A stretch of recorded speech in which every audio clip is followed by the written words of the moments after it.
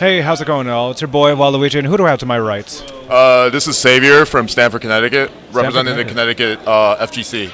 Oh, that's awesome. So I got a question for you. Yeah. Why must you go to locals? Well, you have to go to the root of it. I was actually thinking about the question in regards to the topic of the day, Okay. and honestly, I even had to think of it from all perspectives. For those that don't agree with it and those that are all for it. And we have to go into the root of it, like I was saying, and this is in regards to it being the most organic experience in experiencing any sort of hobby. Yeah. You see, I don't like.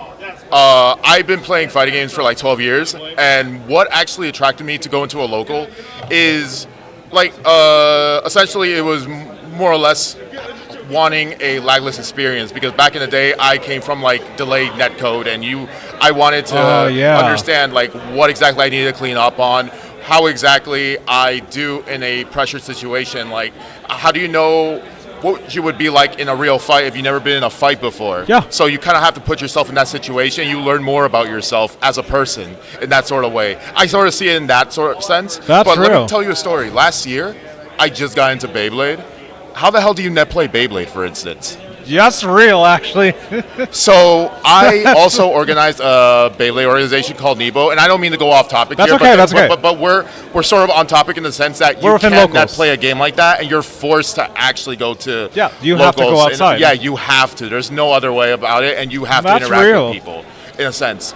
And that is how I learned how much I respect what these TOs do for something they're so passionate. Yeah. Because the amount of work I've been doing to get these tournaments going for Beyblade is no different than what they're doing for fighting games in a Yeah. sense. So in that sort of way, you get all the benefits from it. You start to get more involved as a player and as a community member. And That's we've real. also had players that wanted to do artwork for us, like, hey, I'll do the banners for you, I'll do this for you. And you know, it's not for the benefit of those that are TOing, and going back to what he was saying about like pocketing money or anything like that. I don't know anything about that, but I do know that once more people get involved, it becomes a community. When people get involved and try to put their part into it, I'm putting my part and going to my own locals so Real. that I could teach people my favorite fighting game, which is Guilty Gear Xrd. I've Nice. been playing that game since it came out, and that's my favorite game. I respect it. And I'm from Connecticut.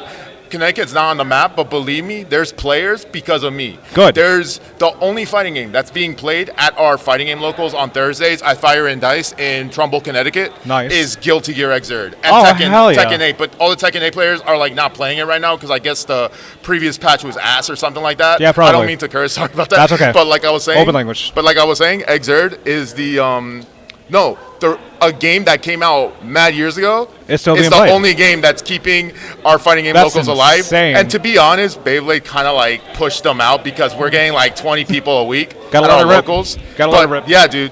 That's just how it is. And you know what? It's sad that it's come to that point, because I pretty much know why a lot of the people aren't coming out to our locals, because, you know, net play is definitely a convenience for a lot of people that, you know, got to work, stay at home. But you guys all can't overlook, like, the benefits of it. But that's my take on it. Oh, wow. I don't know who I could, like, convince people otherwise, because I have met those online people, only people. And they do come out every now and then to these majors. Like, there's someone that lives not too far from our local who actually showed up here. Damn. Yeah.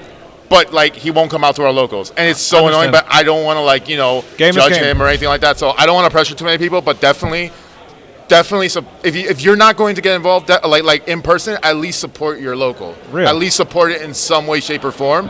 Give them a shout out. Don't, like, you know, like, learn about the players. Be a student of the game for your local, and that will do a lot more than you would think. Yeah. If you're not a social person, because I get it, there's people that don't do well in social interactions. I would trust me, it would do huge amounts for those that are running these tournaments and put a lot of work and effort into the games that they play and are passionate about, to, like, you know, for you to give them a shout out.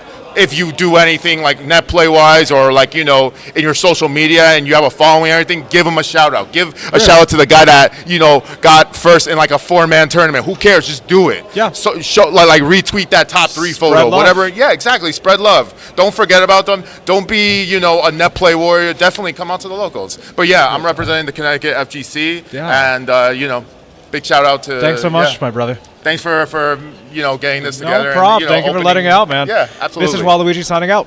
Peace. Yeah, man. That was real. Yeah? It has to come from the soul.